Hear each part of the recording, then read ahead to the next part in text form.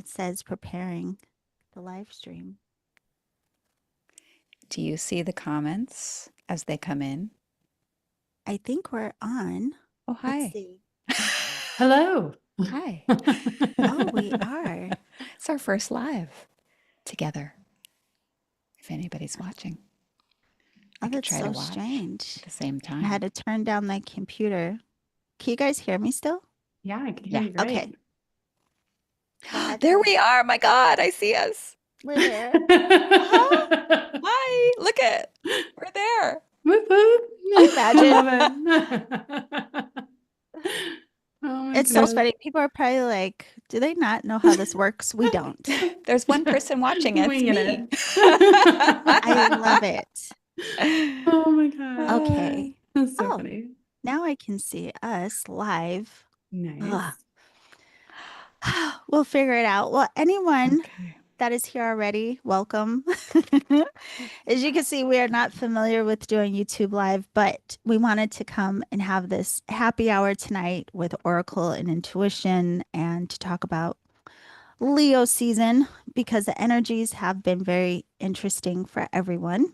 So, first, I just want to say thank you to Rena for saying yes to happy hour. Thank you, Melinda, for saying yes to happy hour. And just to give you guys a little background,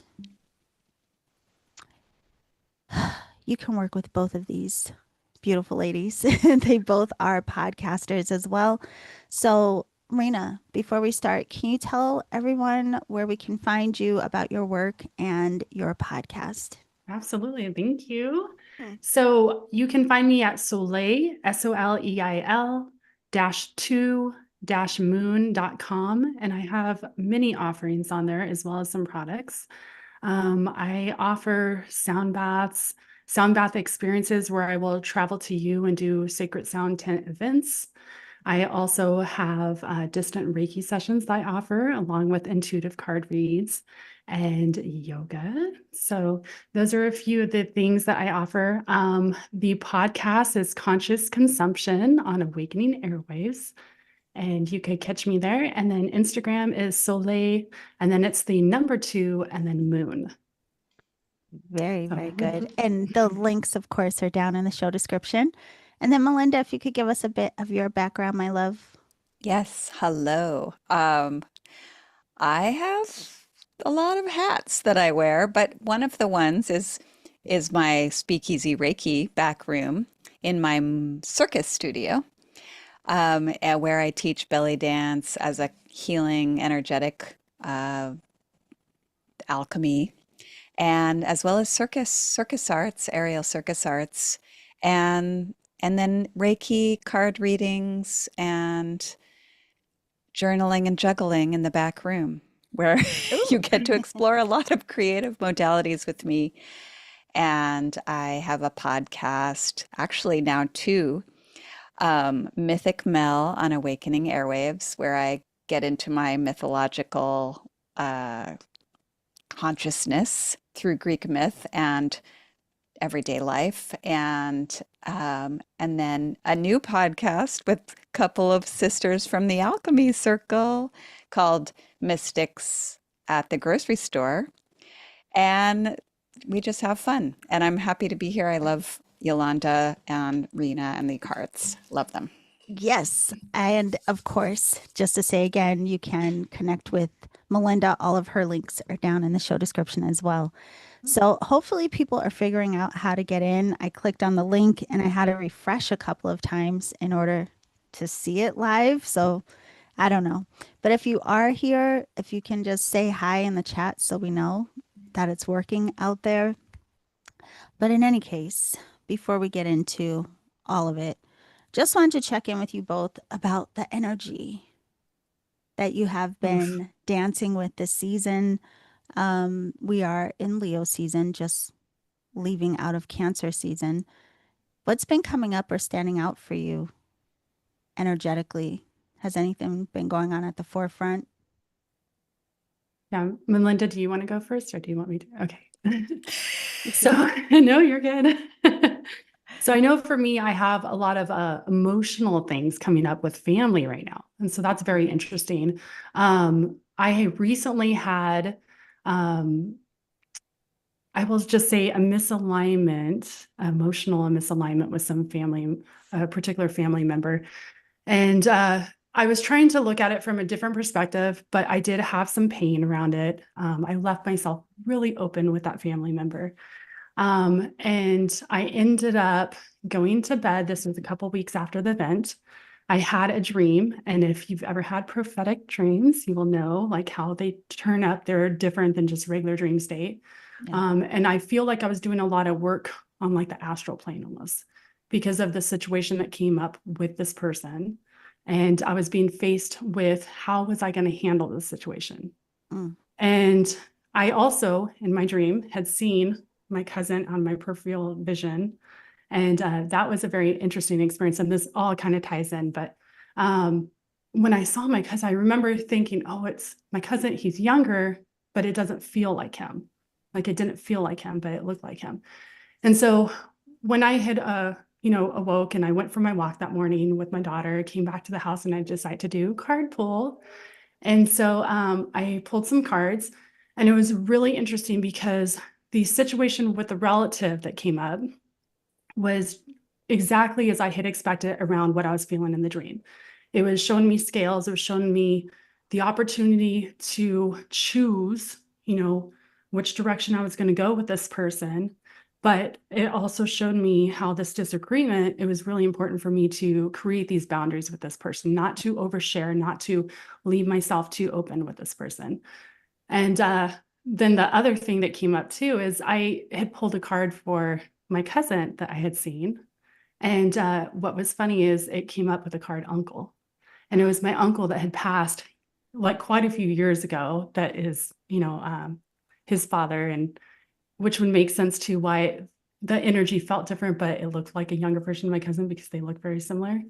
And it was just interesting because I realized in that moment, it was like, okay, so these are the emotions that are coming up during this season. This is what's happening with me, facing these things. And something that I am just now starting to be kind of around and having to face is I can't always expect the same type of work from others that haven't done the healing.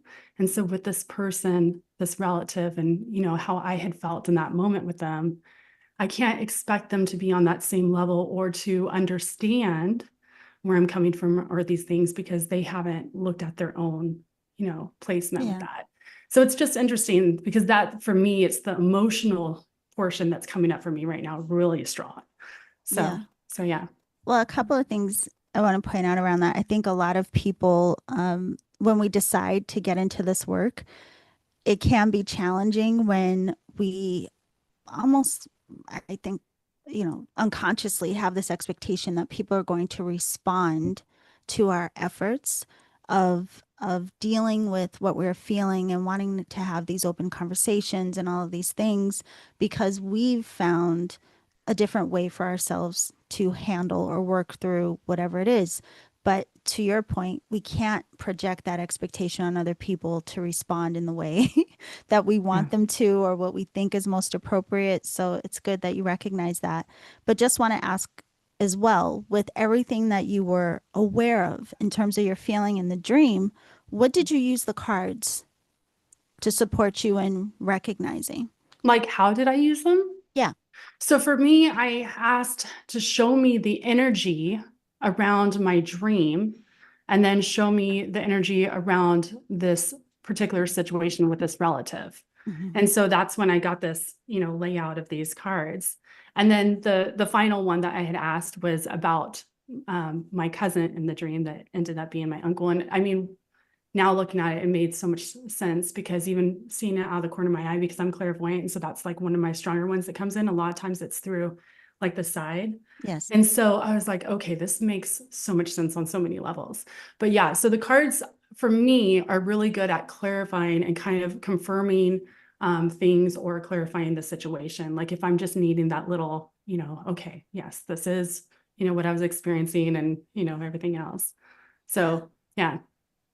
Well, I wanted you to point that out because a lot of times people don't realize what cards can be used for. And Sorry. A That's lot of people think they're just for predictive work, but they can be used so much to help us with what we're working through and to reveal our blind spots, to validate things, to help clarify. So, yeah. How about you, Melindy? What's been coming up for you this season?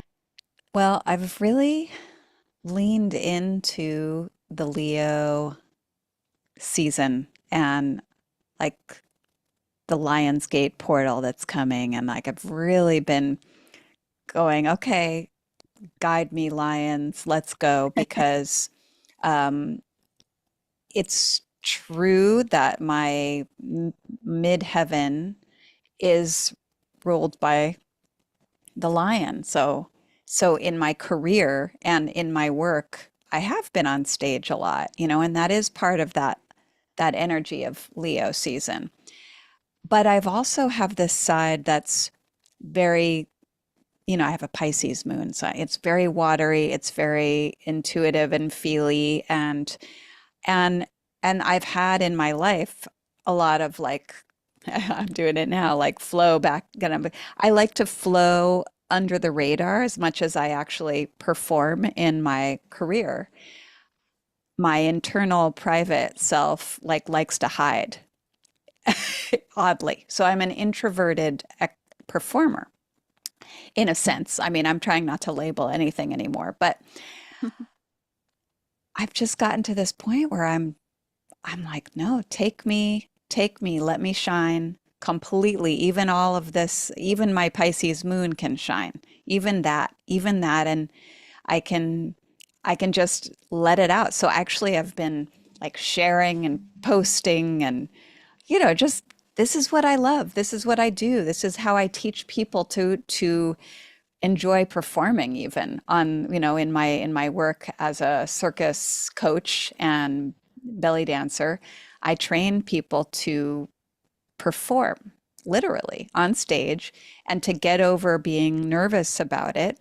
And so I was like, let me apply these principles to my own self in the times when I want to hide, which it's taken a lot of work to get here, to be honest. But I'm just like, because I used to have this love-hate relationship with putting myself out there on digital social media stuff.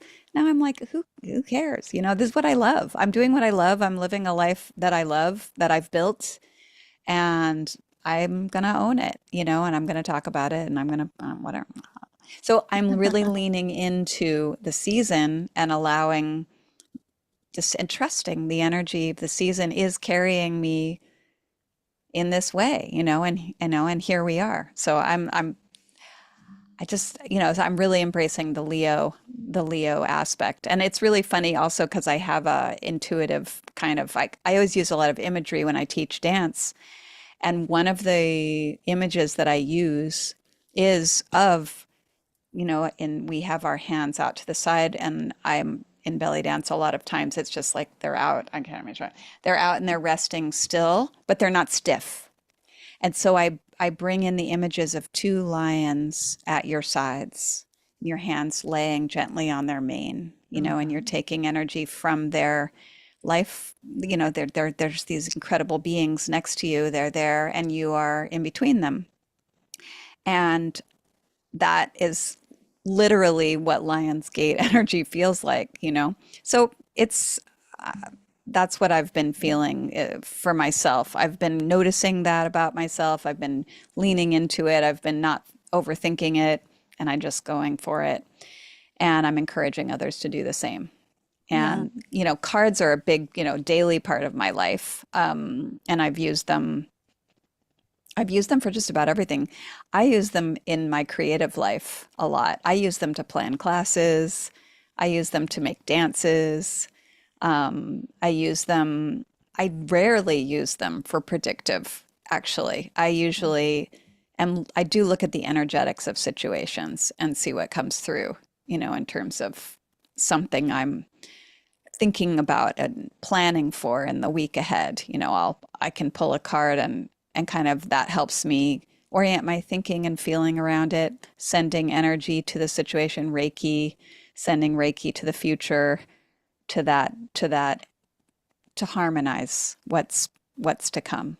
and the present. So I just love using them. They're just, I mean, they just, they feel great in the hands. I can't get enough. Yeah, I love that you bring up performance, and saying that so much, because that also ties in with Leo season. The lion is the great performer and the world is their stage. And you both know that I love how we all get to learn from the energy of the signs as we journey throughout the year, no matter what our signs are. The collective evolution through the signs helps us to recognize these different facets of just our humanness, and these different energies highlight for us different aspects that we can work on and mirror back how we are functioning in the world. um, it's just side note. There's Amy saying hello to Rena in the chat box. Hello.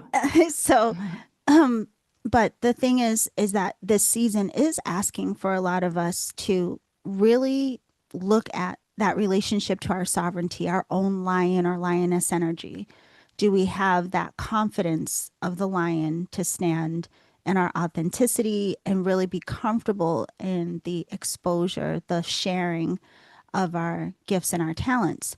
And so, in that, just like what Rena was mentioning earlier, a lot will come up of what we may need to work on to even allow ourselves to be more vulnerable in showing this is who I really am.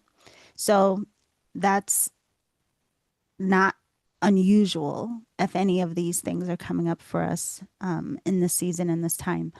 But I will also say with Oracle, similar to what you said, Melinda, I don't know that I've ever, well, I would say in some spreads I will do like, what is the current energy? What energy am I moving out of and what energy am I moving into? Which kind of, I guess, is looking at the future, but I never really use the cards in a predictive way either. My introduction to working with cards, funny enough, came out of a curiosity around chakra energy.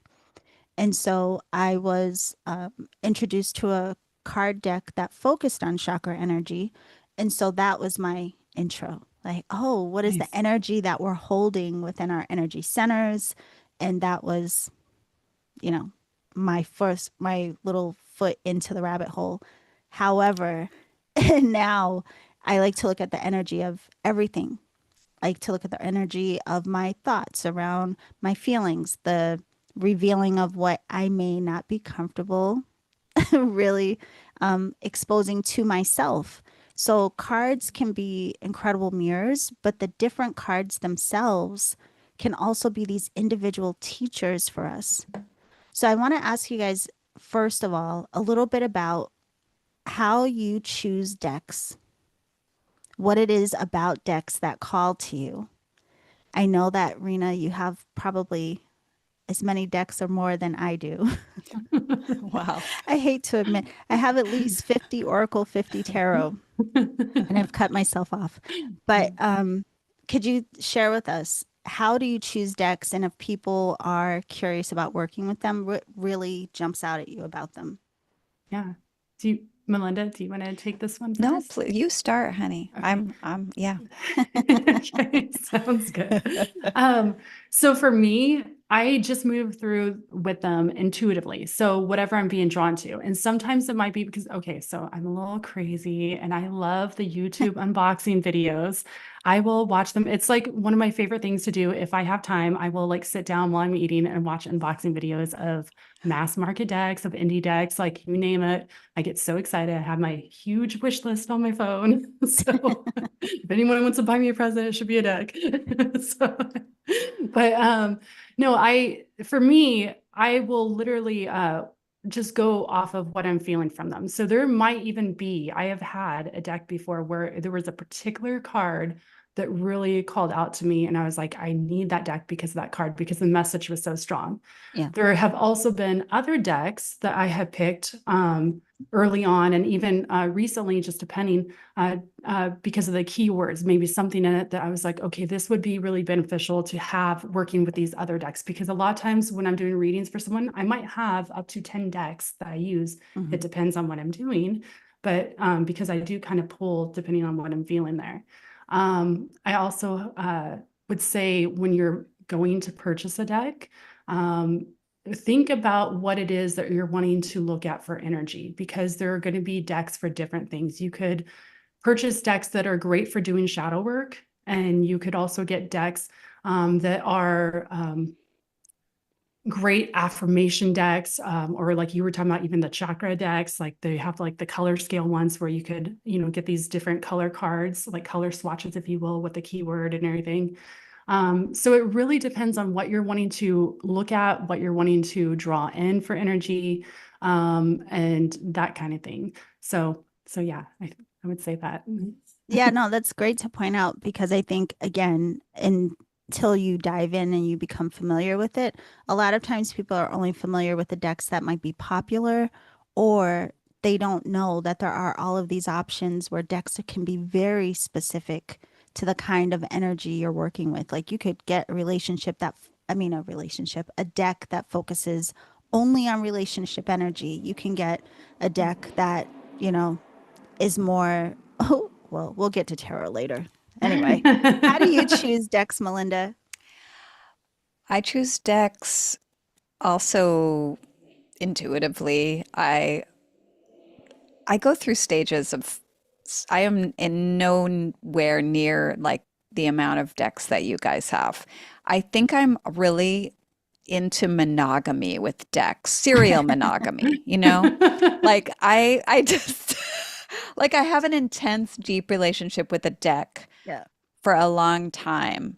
And then I'll kind of, I'll need to have a side hustle with another deck, for different energy. No, but I mean, so, your deck, Yolanda, when we did Alchemy of the Oracle, the 5 month intensive, like I'm Scorpio rising, like take me deep in, like just get to know each card like every single day, like deep dive. And so in that period of time, like I didn't see any other decks, I was just like sleeping literally with the deck. I mean, literally, I'd wake up and there might be a card stuck on my body. That's how deep I go. Yeah. I love But it. but I've had different, but then I go back to ones that I remember from the beginning of my like intuitive life journey of learning about decks. And I'm like, oh my God, I remember you. I love you, for different reasons. And now they really are like my body. I keep them all, and I have little pockets in different places of various decks. And sometimes it's like the other day, I was gonna teach an aerial private lesson. This never happens, and my body just went and grabbed a deck from the speakeasy to bring out to have my student choose a card, and it was the Isis Oracle. I I didn't like use my analytical mind to choose that deck. I let my body choose the deck. I didn't even think, I've never done that before, bring that into the other world. And it was just an incredible experience. So she chose a card that was incredibly accurate and validating for her and for me and for what's going on in her life. And I didn't really think about it. That's kind of how I usually work with them. I don't overthink the deck that I go for. I just sort of feel into it. I've been attracted to I have a body card deck that I got. I read about and I was like, oh, I have to have that. This body worker who had worked for years, with bodies, like over 45 years, and had developed that. I'm like, I want to, that person is very wise and very clearly, has worked with all of these body parts and has had downloads on them. And like, so I was just wanting to learn more about their deck. And I brought it into like ritual classes that I was having for dance and had people draw a card. And it was amazing what people choose. So again, there's also decks that I'll use in like group experiences that are different than maybe a deck that I'll use for myself, at home in the morning. Yeah. See, I love what both of you are sharing because, again, I think it gives a lot of clarity for people who may or may not work with cards already, but learning that there really are so many options out there. And I want to say, even though that is even greater within the realm of oracle cards versus tarot, and we'll talk about tarot in a second as well. But it's funny you say that you're monogamous. You're like a serial monogamous with your cards. It's so funny. So when I first started, the first deck that I was introduced to, I mean, the same, Melinda. I carried that deck in my purse. I pulled it out when I went to meet friends for drinks. I had those cards with me everywhere I went. And I was so just deep in building relationship with the cards. So I do want to ask you guys about that in a second as well, like how you recommend building relationship with the different decks. However, like Rena, I have a lot of decks. And over the years, what has happened was one, I became curious about tarot. Yeah. So that's what broke me away really from the original deck that I started with. Also, at that time, those angel cards became very popular, and almost everyone I knew was working with those cards, but they just didn't really resonate with me. I was like, this isn't doing it for me. So, but that also opened me up to looking at what else is out there. So, needless to say, I have so many Oracle decks, but I also tend to just stick to one at a time. And the reason I have so many decks is because a lot of them, I just love the artwork. That's it. They're like art collective Yeah. items for me. So there are a lot of independent decks. If people don't know, there are a lot of decks that are published through, publishing houses. But nowadays, there are a lot of people who are creating decks independently. That's what I did with my deck. A lot of people do crowdfunding. I did not do that, but I would say I understand why people do because it's very expensive creating your own deck. And there's a lot that goes into that from the artwork to the guidebook to I have old episodes about that. You can go back in Reiki Radio if you want to know about the creating of the deck. But yeah, a lot of decks I don't even use. I don't know what I'm doing. I just want them because they're so beautiful and I appreciate the artistry and the intention and energy that the creators of the deck put into what each card means. So I even have one deck. I only did this one time. There was one deck that I loved so much and I should have put it in my close to me. It was an indie deck that this guy created called the Black Tarot. Look it up.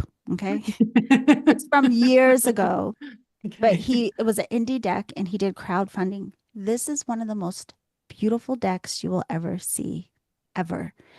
And I'm talking, I mean, the thickness of the cards themselves feel almost like velvet.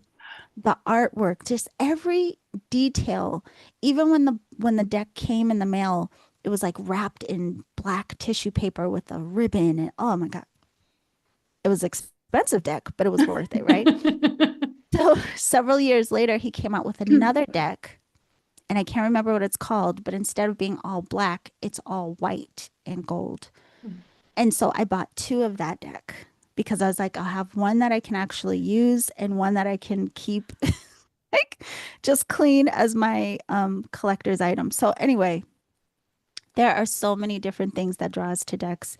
Um, but in that same vein, that's why with the Energetic Alchemist Oracle, I wanted to create a deck that could just be my go-to instead of using a bunch of different decks. So there are different sections in the deck, like the major expressions are a reflection of the major arcana in tarot because I think it's very important for us to have that path of the fool's journey or the seeker's journey.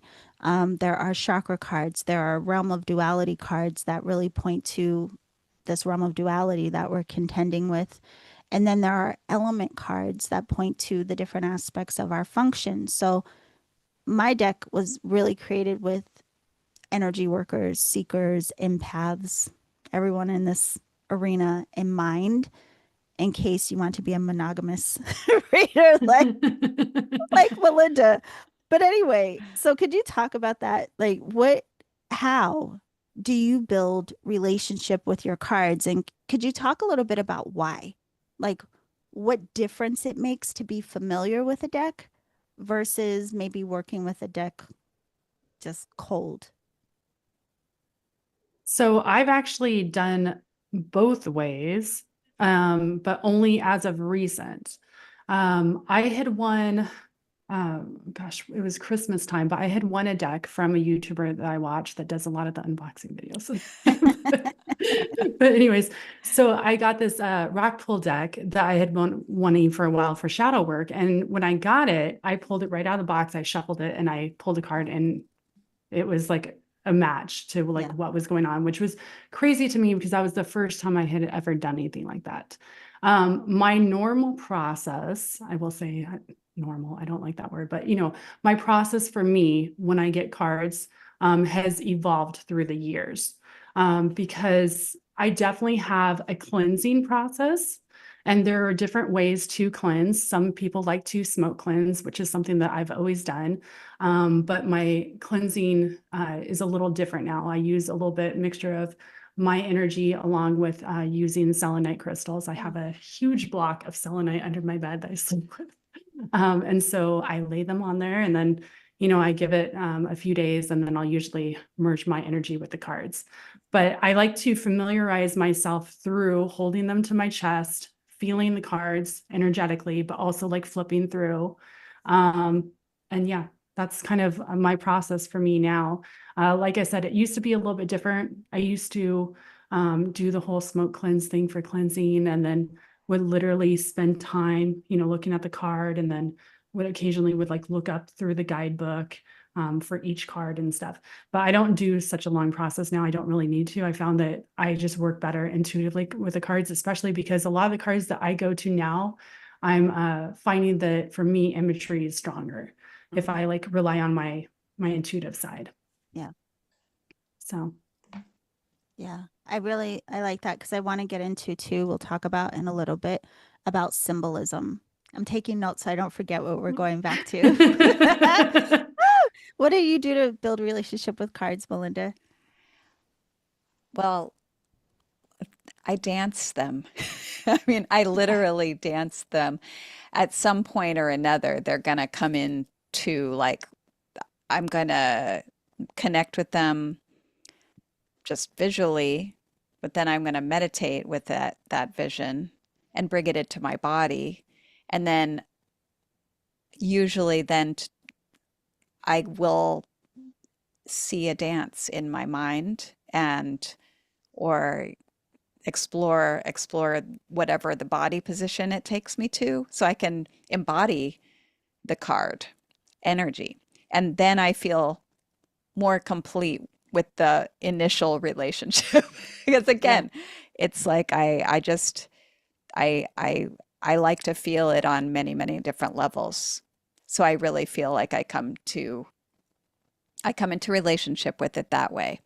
And then I never assume I know everything about a card, because I know it's got more to show me in different scenarios with different people. Even I'm just continuously learning. But if you get a really good base relationship with a deck, I really find that very rewarding. Again, Yeah. the theme for me is like I'm intense Scorpio rising with that. But then I have the devotional priestess Virgo and thing. So uh and then but I also draw pictures. I was So just then thinking about your I journals. brought my journal to show like I did so like I'll do, like I did for a while. I was doing with your deck I was doing my own kind of rendition of it all, daily, and like doing a bit of journaling around it. And That's so cool.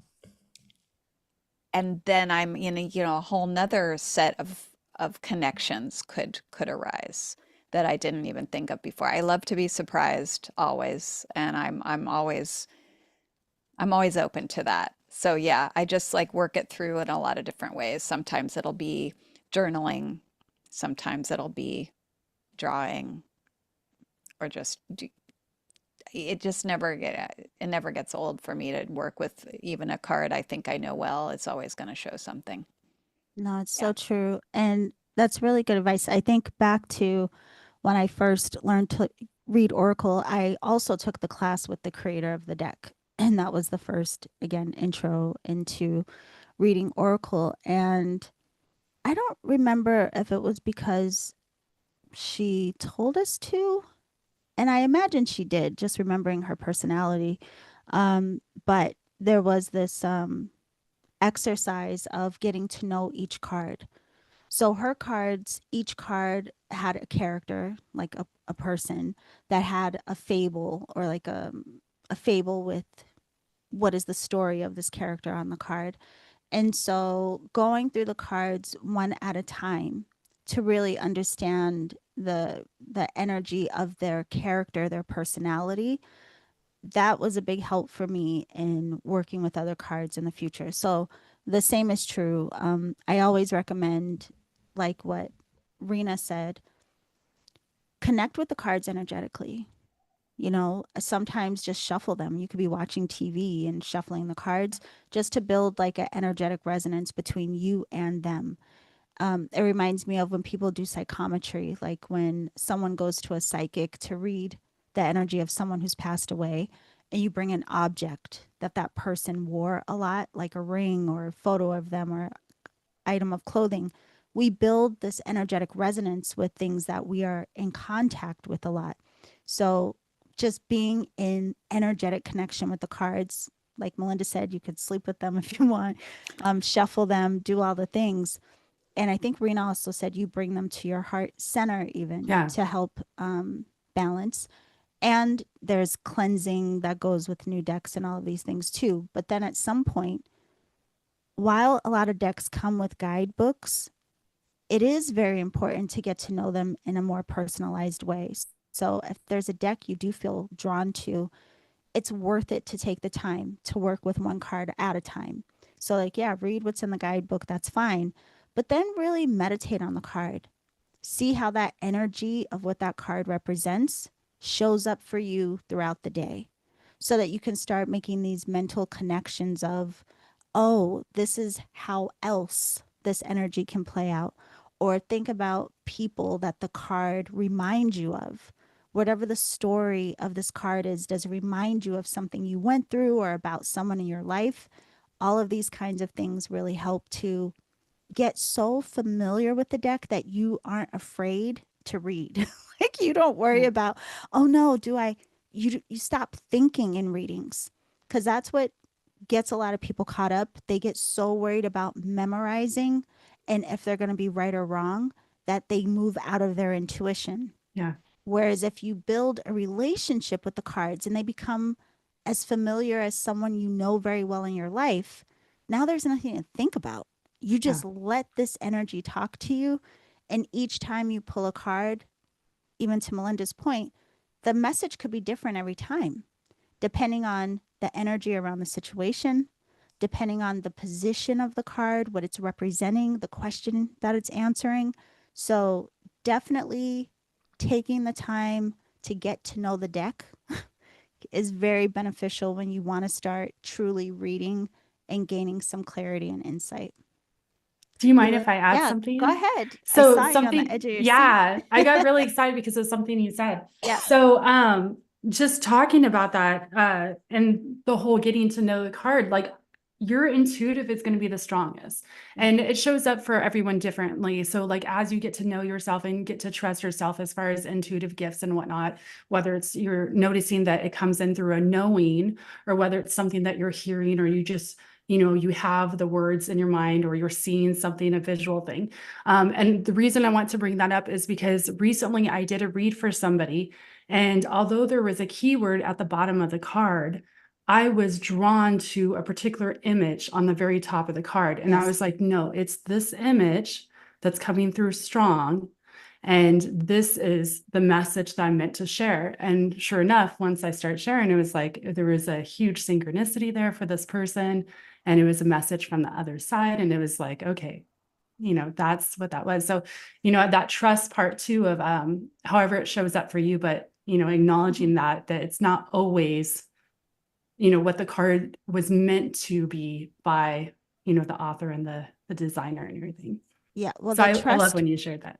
Well, the trust part is so important. I'm glad you bring that up because a lot of people will just stop themselves because they're already questioning. But the trusting is something that you develop over time. And the only way you're going to start to trust the way that you receive information intuitively is you have to practice. Just like you're building a relationship with the cards are at the same time helping you to come into a relationship with yourself and your intuitive nature. So there's this two-way exchange that's happening when we work with the cards. But you bring up symbolism, which is something else I wanted to ask you both about. Symbols are powerful and that they speak to our subconscious. And, there's a lot of symbolism just in everyday life. I mean, think of something universal like the cross. Yeah. Anyone could see a cross, and automatically you're going to have a feeling something about it based on your history, your beliefs, your whatever it may be. It's just the symbol alone that creates an association for us. Just the same as, you might see something that looks like a stop sign, same shape, same color, even if it didn't say stop, you would make that association because of that.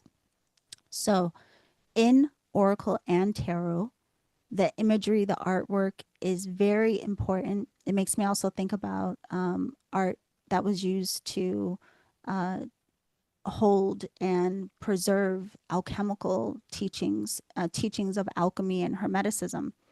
We won't go down that rabbit hole. But the point is, art and symbolism are used in so many ways to speak to us intuitively and on deeper levels, even to our subconscious mind.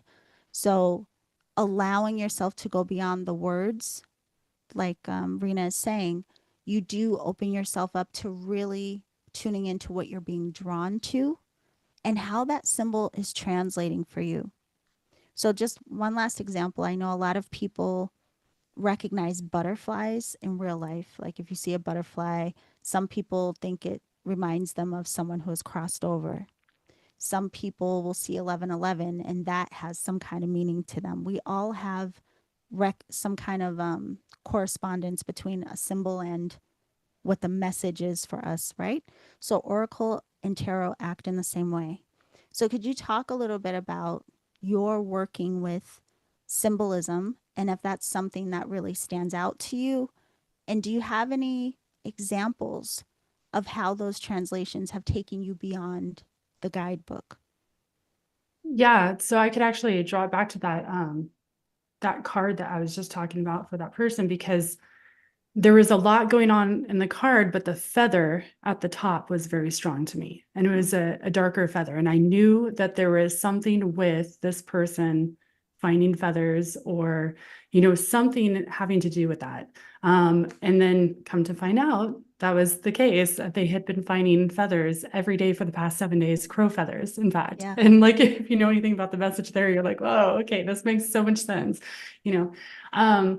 But yeah, the symbolism I think is really important too, because as you were saying, like how it shows up for us. But another thing that I'm learning too is sometimes when we have the symbols come through, it's not just us and how we're interpreting the cards, but there might be a symbol that's set there that's specifically for the meaning of the other person that you're reading for the sitter.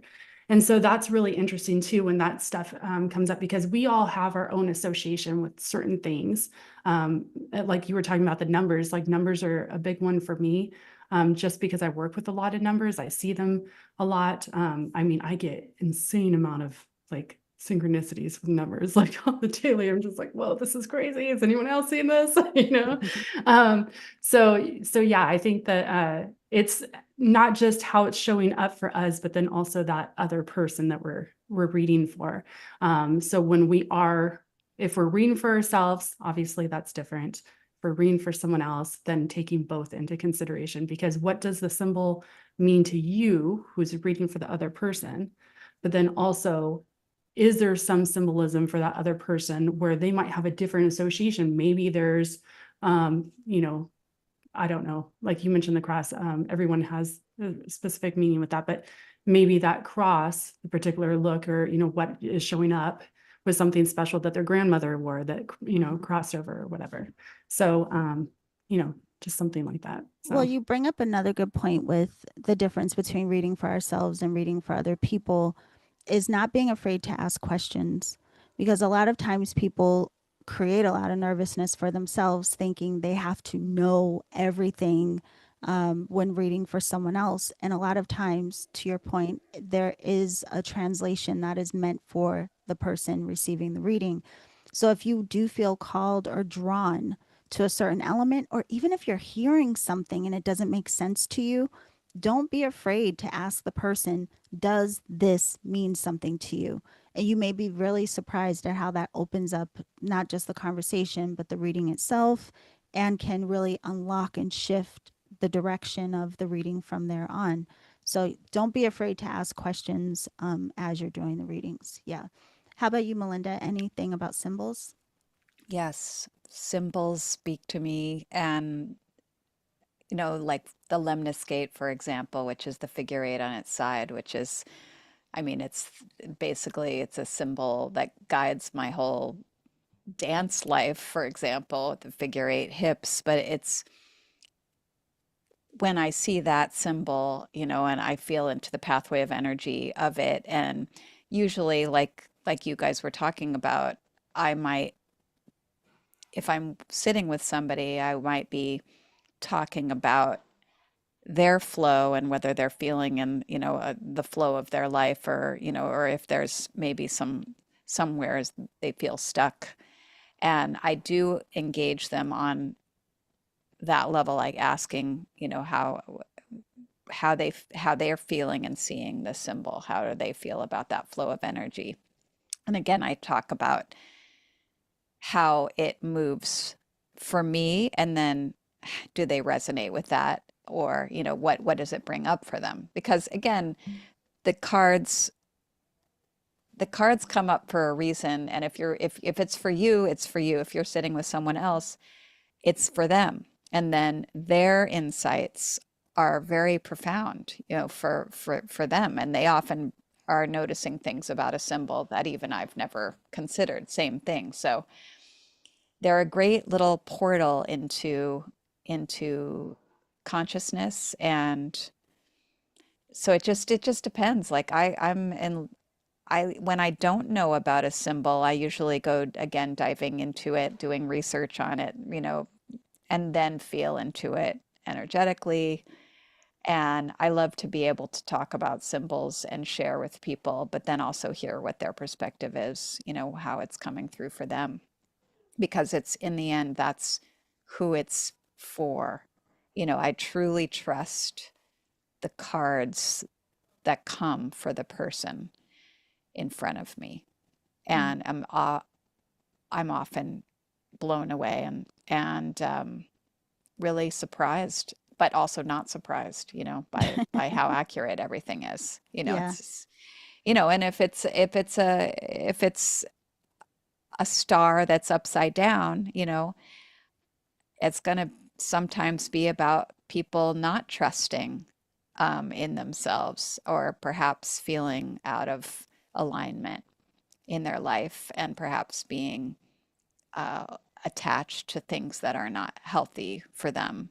And that can, so a symbol can open up a very fruitful conversation that can help people to just acknowledge what's happening in their life in ways that maybe ordinarily they might repress, or, skim over, and this kind of thing. So, Yeah.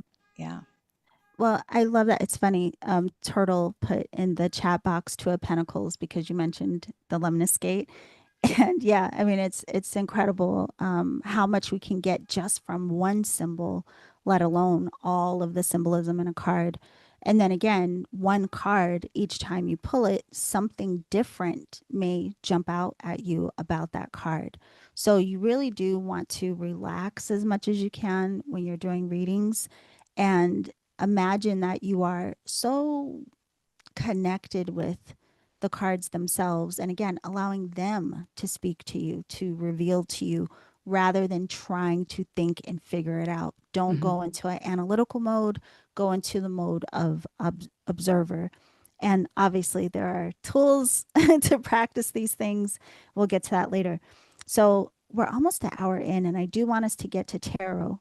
But before we go into tarot, I do want to ask you both about something that's very common in working with Oracle, but also want to mention the class that you brought up a while ago, Melinda, the 5 month class that we had when I first came out with the Energetic Alchemist Oracle.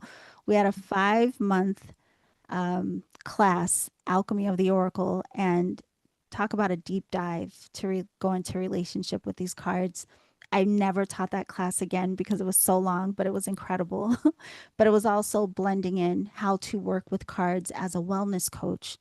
So it was how do we also hold space and work with Oracle to really support people in their own healing journey, not just giving them information as a reader, never trying to tell someone what to do, but really holding the space again of allowing the cards to mirror back for everyone's understanding so that they can be empowered to make choices themselves and how we can really work with holding that kind of space. So that was a lot of fun. But what I want to ask you all about are repetition with the cards. Turtle said in the chat box, sitting with your oracle is a conversation with the divine. 100%. Yeah. Conversation with the divine, your higher self. It's you would be surprised what comes through. And it goes with this. So what have you all noticed with cards that tend to come out again and again for yourself when you're doing readings for yourself? Honestly, there are sometimes cards in the deck that you will never see, and there are some that you see all the time. What is your experience with the repetition? But also, could you talk about what you've learned about not re-pulling a card just because one came out that you don't like? Okay?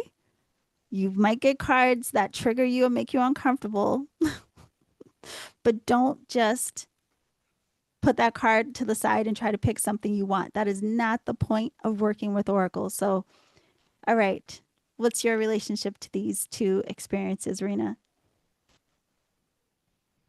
Oh, froze for a second. Sorry. Do you want me to go first, Melinda? Oh, she froze. You go ahead, Melindy. Okay.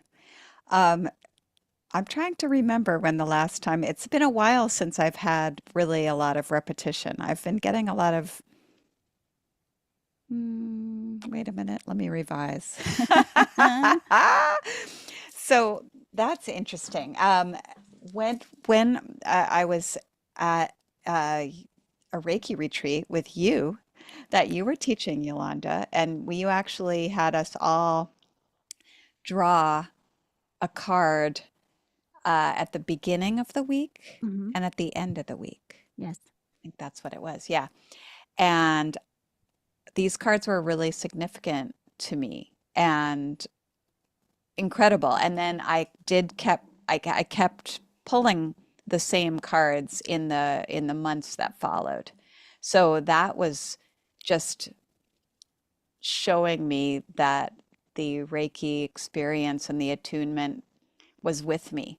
It was just very validating. So that was a feeling of validation that I was getting. Mm-hmm. I've also had experiences where I did pull, I was reading for someone else and they kept getting a card that I was nervous about talking about with them at the time. This was a while back in the beginning of my reading adventures. And I did try to reshuffle and have different, and it came back. And so then I had to really sit with myself and go, you know what? This is what we're here for. We're here to face whatever is, whatever comes through, has to be sat with. We have to understand what it's telling us and not freak out. It's not, there's nothing to freak out about. And come into harmony with all of the cards and understand that there's wisdom there, that it's all for love. It's not, there's no scary stuff. It's all serving our highest and best, and if we can come from that place as we're doing the reading, and also share from that place and just say, this, because I was afraid of, there was fear. And so if I'm going to have fear, they're going to have, that's not a good energy to bring into a reading at all for yourself or anyone else. And so I learned through that process how to talk about cards that might look scary to somebody, but present it and talk about it as actually just like, it's actually validating to, for some people, you don't know what's going on with people, really, truly. And if a certain card comes through that might look like, oh, they feel seen. They might be going through something or feel like they need to break free of certain situations or thought patterns that are unhealthy. And say, yeah, I mean, speaking of tarot, say you pulled the devil card, and the truth is they're ready to face that. They're ready to look at it. And this card has come through for a reason at that time. And so I learned I learned through that process of pulling that same card that I was trying to, it's a classic card to be, ooh, but actually, no, it's like, it really helped the person, and in that way, like talking of tarot, like there is something about tarot versus oracle that feels very, there's no sugar coating. Oh, don't go yet. We're gonna get there. We're gonna Okay, go I'm not going to go there. I'm not going there. But so that's my experience with not, like, so if something comes up again and again, there's a reason. Yeah. There's a reason, and it's going to be, they're all going to be beautiful messages on some level for whatever you need to hear right now. But, there's no sugar coating in any way.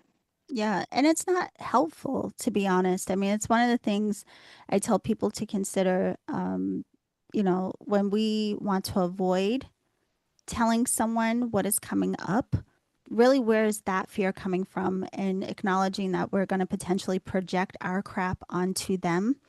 And instead, no matter what the card is, whether it's light and fluffy or it's more of a challenging experience, how is this meant to support us? Anything that comes up is coming up as a message of support. So if we don't look at it or label it as good or bad, and rather just look at, well, how is this meant to support me with where I am right now?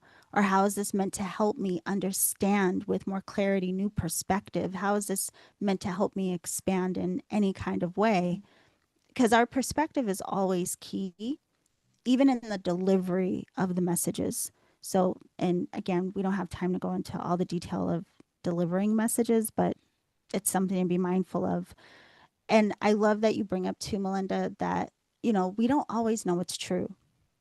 So, a lot of times, especially when we are reading for people that we know, we may have our own ideas of like, we know them, we know their situation, we know what's best for them. Again, that's very analytical and that's not intuitive. So, you do want to always go into the situation as if you know nothing. And again, just being an observer. Because to your point, we don't know everything about everyone. And not only do we not know everything about everyone, we certainly don't know what's best for everyone. And just because something sounds like a good idea to you, it doesn't mean it will cause the breakthrough of healing or awareness for someone else. So, working with the cards in that way can also help us with our own personal relationship of not projecting so much BS on other Yeah. people. Yeah. Okay. How about you, Rena? You're not stuck anymore. So thank you. I don't know what happened, but Okay. Melinda was meant to go first on that one. So I actually have three things. I wrote one thing down just so I don't forget later. But you were asking about the how do you not reshuffle? How do you kind of Yes. trust yourself? And so early on, I think for me, I would kind of question, I'm like, oh, did I do that right? You know, when I was still learning to trust myself. So then I'd kind of put it back in and then I'd get a jumper. It's like, oh no, that was fine, you know. Um, so I've gotten to a place now where I don't reshuffle. I do trust. However, something I want to point out about this, because I did have this come up not too long ago when I was reading for someone, and this was the first time I ever dealt with this. But when you are reading for somebody, it is possible to hit what I would like to describe, because I literally visually saw a brick wall in my mind's eye right as I was pulling the card. But it is possible to have somebody come to you that is wanting a card read, but maybe not energetically open. And Right. I want to point that out because I had that happen with somebody that I've done reads for before. They've gone great. And then I really like when I did the read, I felt this like brick wall type thing. I saw it in my mind's eye. And the card that came out was the card that I had been pulling for myself. And I was like, oh, what the heck? You know, like this isn't right. Like, Mm-hmm. and so I think in that particular situation, you know, what I gathered from that is it is really important to, when you have something, if you ever have that come up, to, you know, sit with it, but let the person know that's what happened. Be honest with it. And I did. I let them know, hey, this is what I saw, and this is what happened. And they were honest with me too, and sharing, you know, what was going on. But anyways, all that is to say is that you need to trust yourself and not do the reshuffle. However, if you are reading for somebody, there is that small potential that that might come up, you know, from time to time if somebody's not energetically open and they're thinking they are, but maybe they're a little more guarded at the time. Mm-hmm. So kind of learning to have that trust piece. And then the other things, when you were talking, I wrote down just so I wouldn't forget, but when you were, there was something you said that made me think of it, but how important the asking the right, oh, I know what it was. You were talking about the energy of the cards, how important it is asking the right questions. Yes. Because I think a lot of people, like, for example, if it's a relationship question, they're like, oh, you know, are we still going to be together? You know, they want to know, like, have this like vision of, you know, what's going on. And the better questions are going to be the energy around currently. Okay. And what's the energy around your partner? And then, you know, how could you work on your energy to kind of help? And is there a way to kind of move in a direction and, you know, these different things. So I was going to say the importance of that is also with the questions. Sorry, I don't know if that answered. I think it kind of answered. It totally Okay. answered. And you bring up a couple of great things. So you also reminded me of how it is very common in readings to sometimes have this mirroring of what comes up for the person is so familiar to you and what you're going through. And this is important to recognize. Yeah, it happens sometimes where the reading, you're like, is this for me or is this for them? And it really is maybe something that is, you know, it's for both of you, but don't in your delivery make it about you because it's their reading. This is their space. Just make a mental note for yourself of what it's reflecting for you and your understanding as well. The other thing is asking questions. Yeah, the right questions. There really is an art to that. But also, you know, sometimes when we feel a resistance, different to what you're saying, but sometimes there's a resistance to how do I say this to the person? You don't always have to just give a statement as much as sometimes it's appropriate to ask a question, right? So if you feel some kind of resistance around delivering or saying something, you can also ask, like, has XYZ been coming up for you? Or does XYZ resonate with you in any way? And then again, you're bringing them into the conversation, and then it just adds to a more beautiful reading, really. But you remind me of one last thing. So, one of the times, this was so long ago, this was at the beginning of Reiki Radio. I had a very short window of experimenting with letting people call in live. Oh, goodness. It was short-lived. I think I did it like I could count on one hand how many times I did. I think I listened to some of those old Yeah, this episodes was and like I back Oh, 2013, goodness. very long time ago. But so one of the episodes, I was actually doing readings for people. Like you could call in and I would pull cards and, that's what it was. So this woman called in and she wanted a reading very specific to relationship energy. It was one of those ones of like, when am I going to find my life partner? Yeah. And, of course, have to get out of the way. And the benefit of not trying to analyze or think or trying to satisfy what the person is telling you what they want to know, when you allow yourself to go intuitively, again, you're allowing it to come through with what they really may need to know that will support them. And so what happened was I had in mind this woman wanted to know about her life partner when they were coming. I shuffled the cards.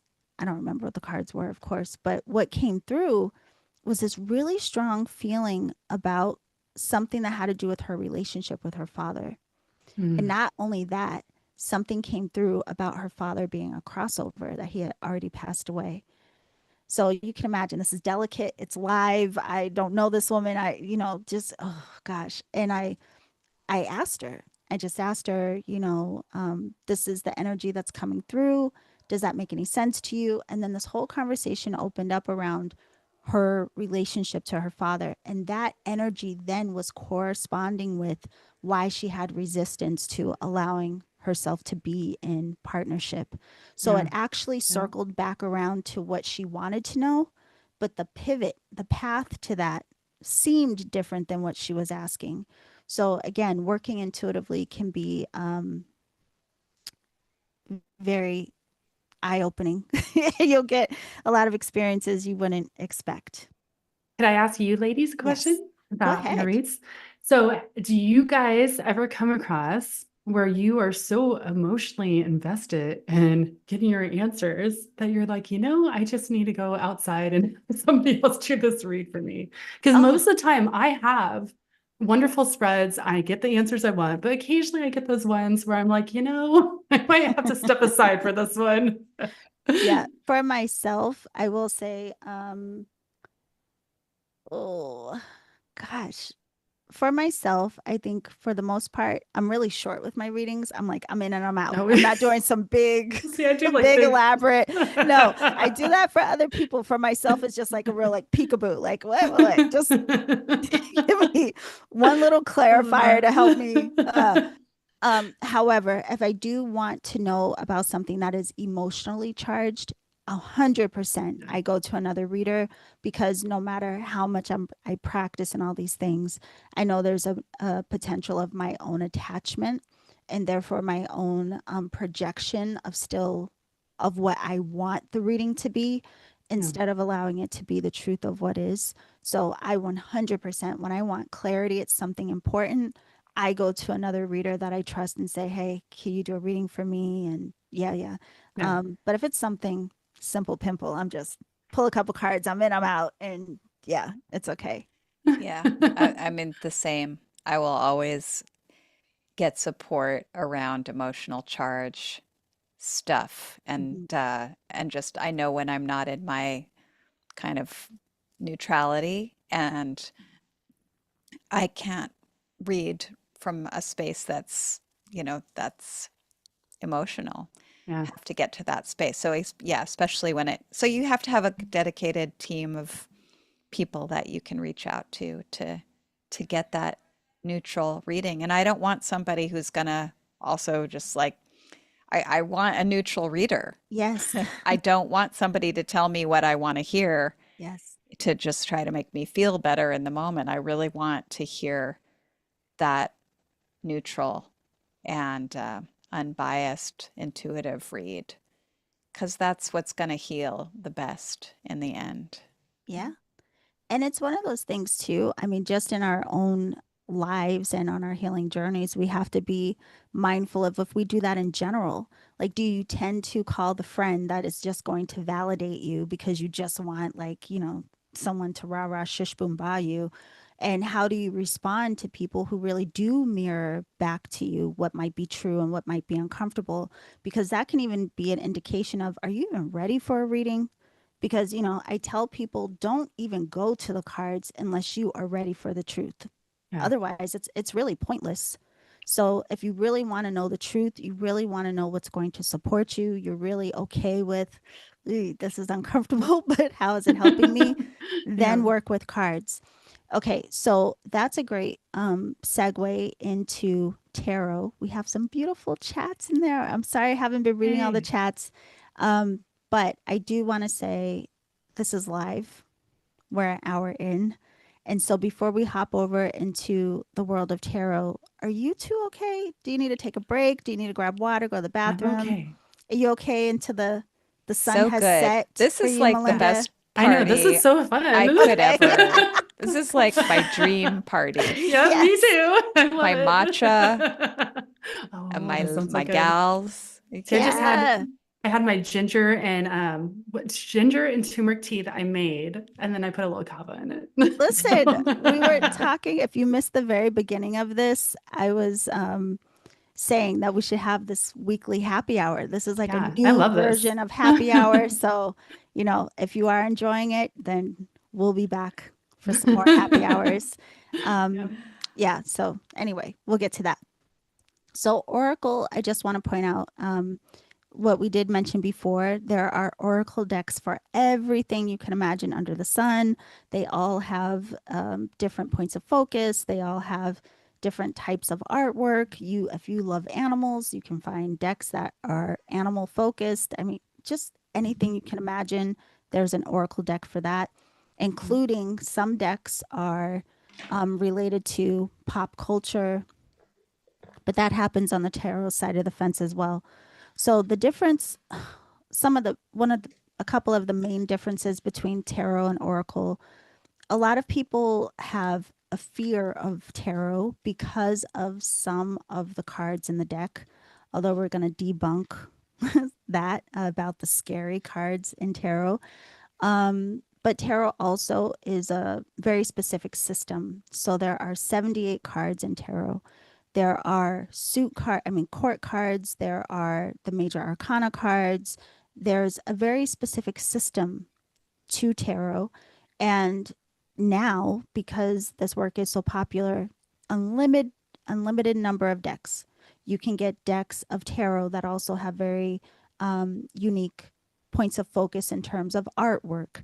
And then the guidebooks may have a very specific alignment with the type of energy that is intended for that deck.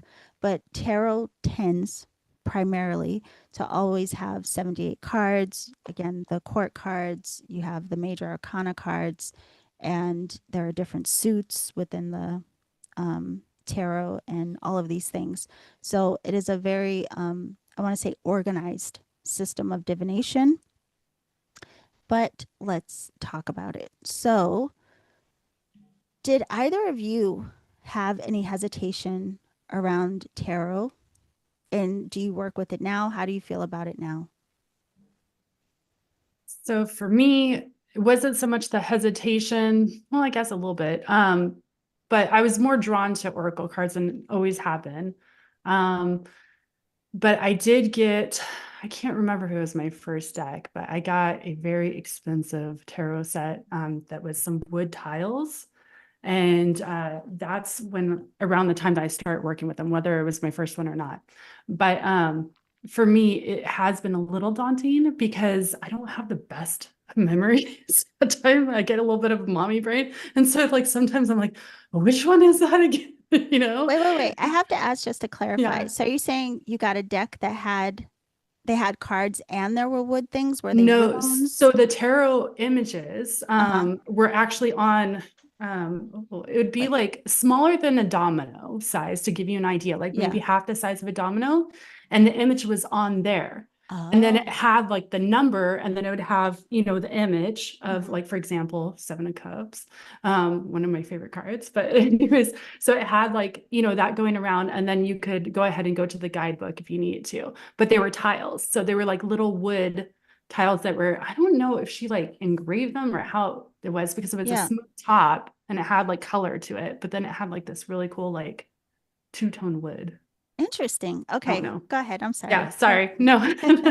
So just as far as working with them, though, has been a process for me. I'm getting more comfortable, but I'm definitely one of those people, like, I don't really use them in reads for other people just because I'm not confident using them without the guidebook, because I definitely have to refer to them Yeah. at times and go, okay, which was this again? So I do that. I like that there are, so my Virgo brain really likes the organization of it. So that part I really enjoy. I enjoy that there's symbolism in each one of the cards, like for major, going through them and what that means. Then when you get to the minor, the four suits and, the element pieces, and then, just diving into the different parts of it going from, one on. So yeah, I enjoy them, but I definitely I think still tarot, working just with like them. so many systems, like astrology, Reiki for that matter, all the things, I think tarot is definitely one of those systems that you can study for a lifetime Yeah. and constantly learn from it. So, um, yeah, but definitely also, I think tarot is something that it's a commitment in terms of study and coming into relationship with those cards and, um, like you say, coming into relationship with the different suits and then again the core cards and then the Yeah. major arcana. Like for me, when I first of all, I was afraid of tarot at first because of all of the rumors about the tarot. I was like, oh no, I don't want this deck. Um, Luckily, I got past that. And my first tarot deck was the classic that a lot of people work with, the The Rider writer Waite might. Smith deck. Yeah. And it took a while. When I first got the deck, I didn't resonate with it that much because of the symbolism was so kind of like old school and very heavily. Anyway, I didn't until honestly I started studying Hermeticism and magical traditions and these things. Then that deck came alive for me because then I understood the symbolism with some more depth and then I became more interested. But even when I got interested in tarot, I was only interested really in the major arcana. I didn't care about the suits, the Better. court, nothing. I was just like, for a very long time, I just focused in on the major arcana. And so it was just a personal thing for me working with tarot. It wasn't something I used to do readings for other people. And it actually took a while, maybe a couple of years before I even cared to then go learn and study and build relationship with the rest of the deck.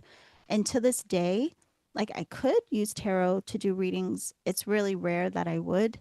Or sometimes I'll use tarot as a clarifying cards for the oracle cards that I'm working with. But yeah, it's definitely been a journey. I think they're incredible. I think the tarot is really good for, Melinda was trying to say, they don't sugarcoat. So if you could take it away, babe, what is your relationship to tarot?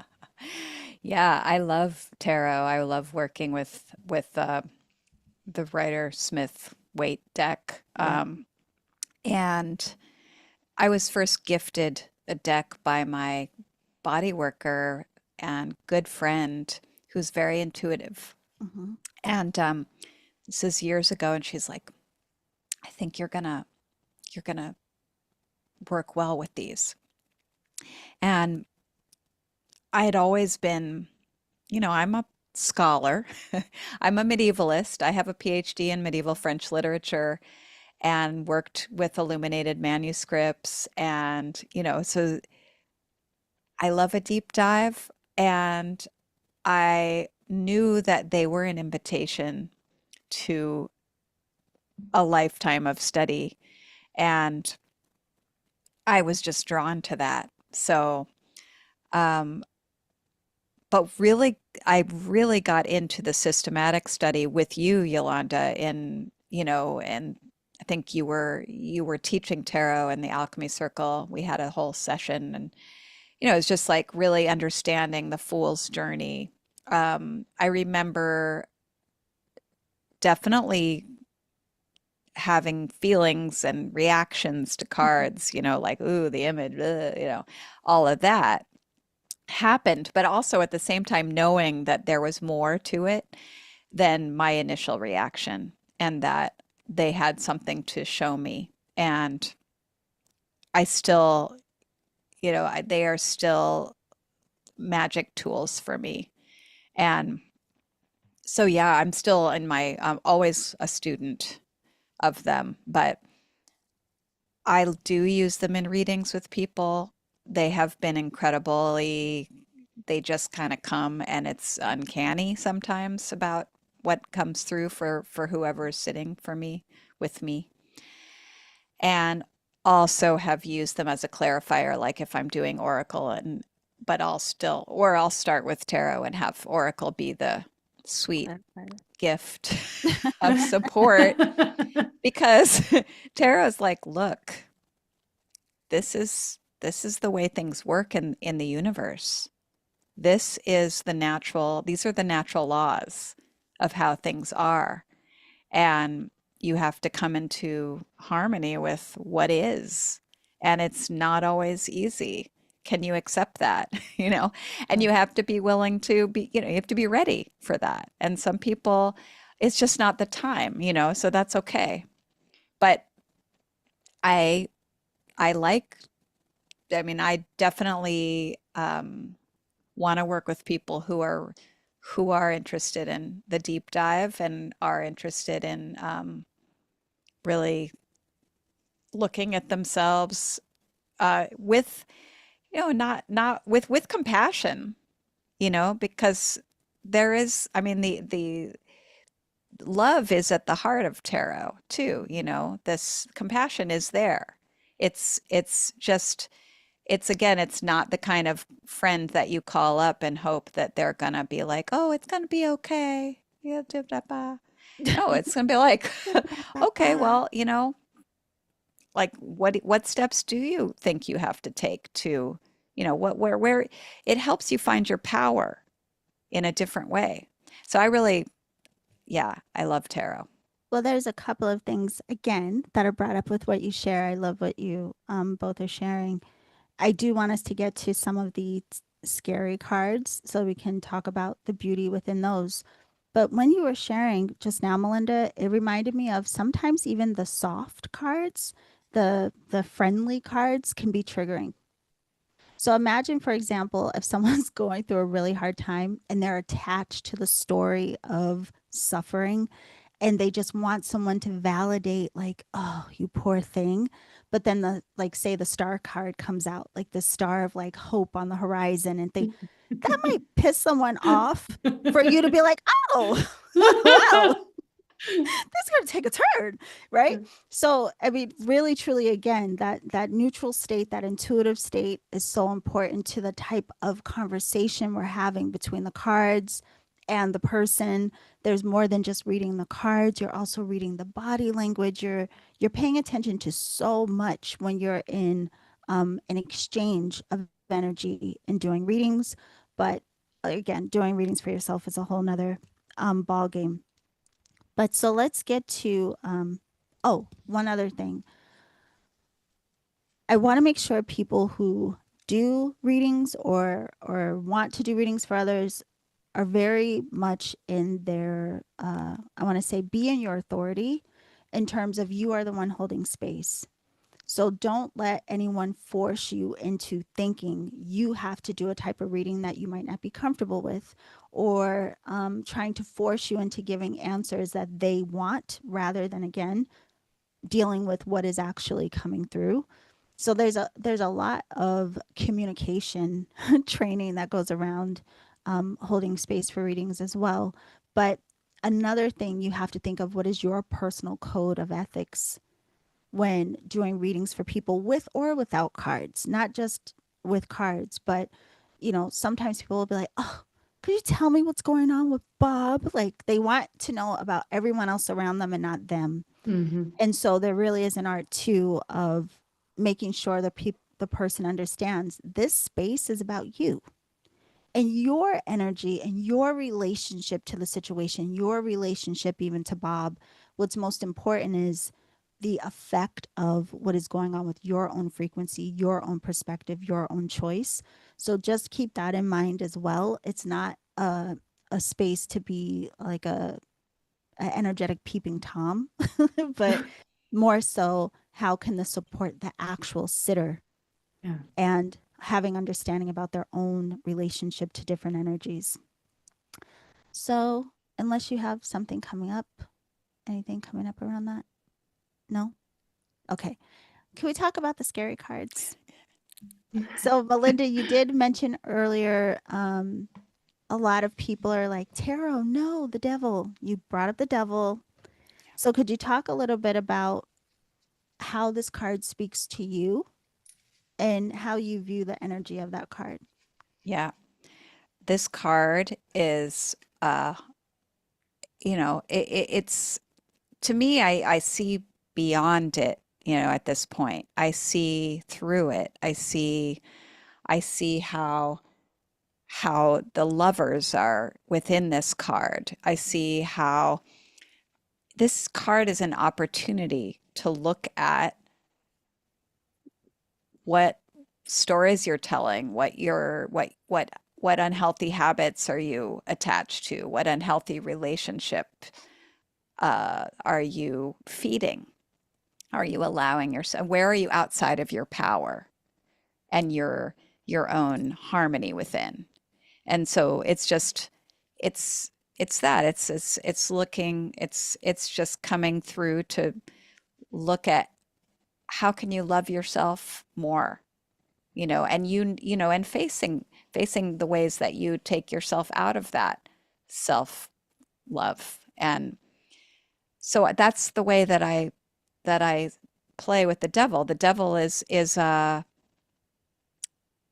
a misdirection. The devil's like saying, like, it's redirecting, it's misdirecting energy. It's a misdirection. It's like for the people who might be like all frantically doing something in their life over here, but really it's actually something over there that is really at the heart of something. And it's not about other people controlling you. It's almost like, how are you allowing yourself to, how are you giving your power away to other forces? And so I see it as a card of opportunity Yeah. in that way. And a message of like, what do you need to free yourself from in your mind? What stories are keeping you chained to something that is really not feeling good for you, that's bringing you out of balance, out of alignment, out of connection to the divine.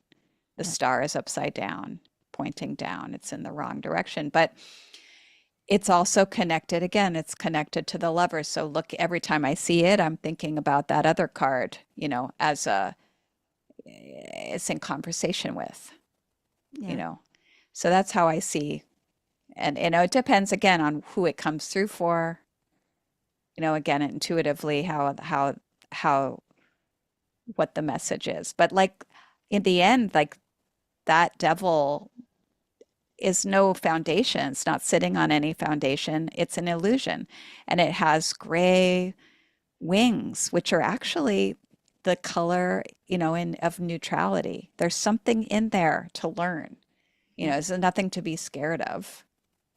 And Well, it's it's like, yeah, and one more thing, the this just came through, just a memory of I learned this actually analytically in a book from the great Angeles Arian, who's no longer with us, but I do like devil spelled backwards is lived. Oh, In interesting. other words, life experience, like we all have these times. Life is meant to be lived, and this is part of the fabric of our life. And these moments or this energy comes in for all of us at some point. And so it just like take a pause and free ourselves. There's an opportunity again to free ourselves. Yeah. I mean, even with you pointing that out, it reminds me of in the alchemy circle, we recently went through the Kabbalion and we're looking at universal principle. And you just reminded me of duality and this life, this realm really being that. And none of us can escape that scale. So we have the light and we have the shadow, and so much of what is in the tarot really helps us to recognize the truth of where we are within the scale in every facet of our life expression between our light and our dark, and then how this work ultimately, even beyond tarot, is about that unification, that embracing, that healing within the realm of duality, and not falling too far on either end of the scale, but also appreciating the lessons at either end of the scale. So the dual aspect is also bringing up, like you say, that connection to the lovers, and the number two, and um, just even that, like those two cards could be either end of the scale. The intelligence of lovers, even though esoterically speaking, that card is so much more than relationship energy. But then the other end of the scale with the devil. But one of the things too coming through about that card is a lot, because you mentioned the inverted star. A lot of people don't know that the star, right side up, what it really represents is having our sovereignty over our elements. So in the Rider Waite Smith deck, well, in tarot, just as a side note, a lot of different tarot decks will have different depictions of all of these cards. So again, symbolism is key. So we're talking about the Rider Waite Smith deck, just to be more specific. But earlier on in the Fool's Journey, we encounter the magician, and the magician has on his table a representation of all of the elements, the suits within the deck. And the star, the pentacle, is related to earth intelligence. But a right side up star is all five elements represented. And each of the elements relate to some aspect of our human expression. So air is our mind, water is our emotion, fire is our life force, our action, our will, our drive, determination. Earth is the body, the material. But the point at the top is the connection to spirit, to ether, to that higher intelligence. And so, right side up, it's showing that we're allowing the divine mind, the higher self, to be what governs and pours into all of the other elements. And like we talk about a lot in that alchemy circle, it reminds me of ora et labora, which translates to pray and work, but it is to say, what is the direction of your mind when allowing yourself to respond and interact and be and express in life?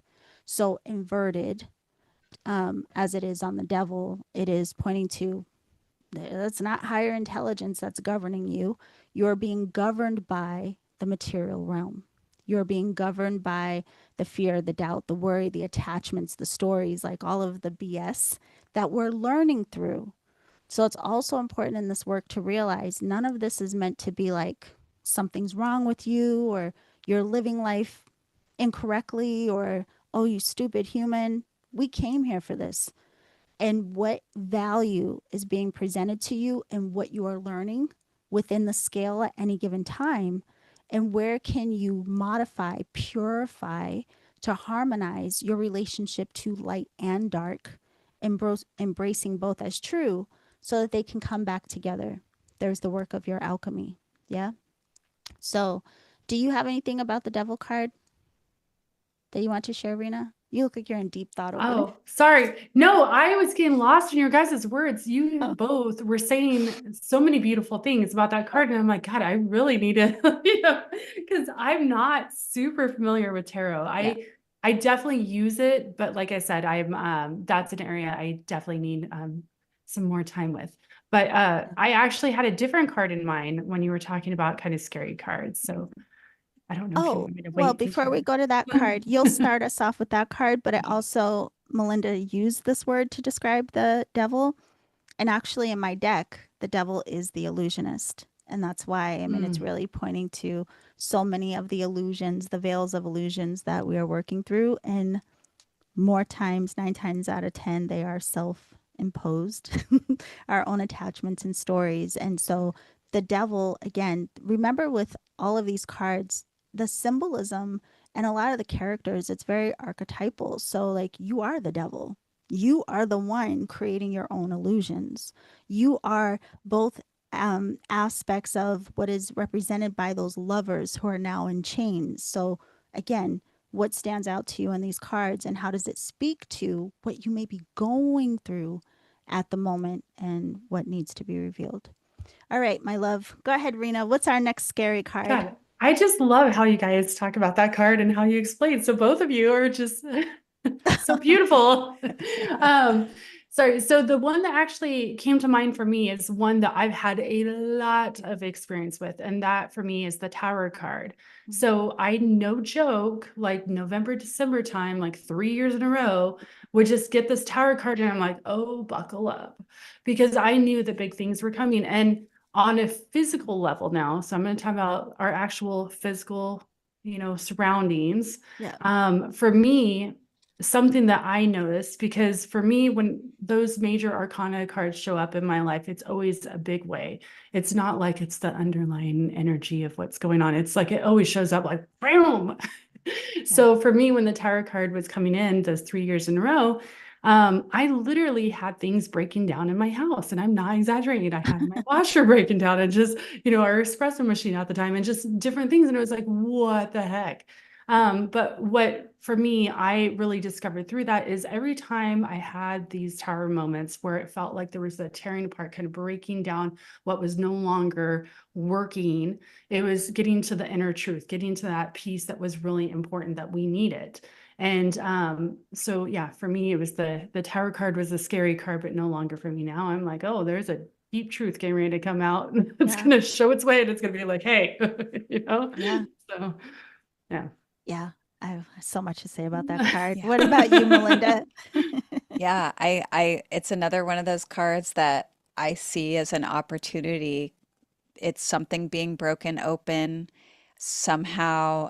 It's like this lightning bolt is striking at the crown, right? It's new thought coming in, and maybe disruption of ego identity, previous, kind of ways that you've been holding on to whatever hat you're wearing, literally, like, and it's going to reveal something new. The people are falling, and there's little blessings around them as they fall. And then one thing that I learned in tarot school with Yolanda is also to really consider what card came before, what card came after. So even if you get a card in a reading, it's not it's in company energetically of the other cards that are around it, and they can get brought into the reading. So to remind people of the next card after the Tower is really important, which is the Star card, which is What card?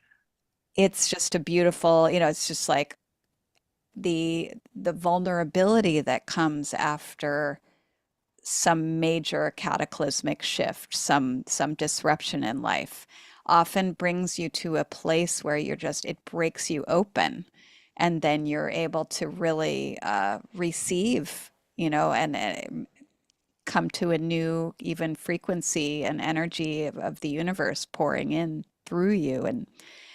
And so it's really important to like keep things in perspective that way and not get caught up in this terror of the lightning and the fall. It's like but again, I've it takes practice to see life that way. Yeah. And it takes trust to trust that the Tower moment is for your benefit. Oh, I love that so much. And I do want to point out one of the things that Rena said about her towers being related to very, material things like appliances breaking down in her home. I just want to highlight that because, again, if we're being too analytical, we will try to translate information so literally. And really, when we like step back, we have a wider view of this could be pointing to any area of your life. And so I think your example was great for that.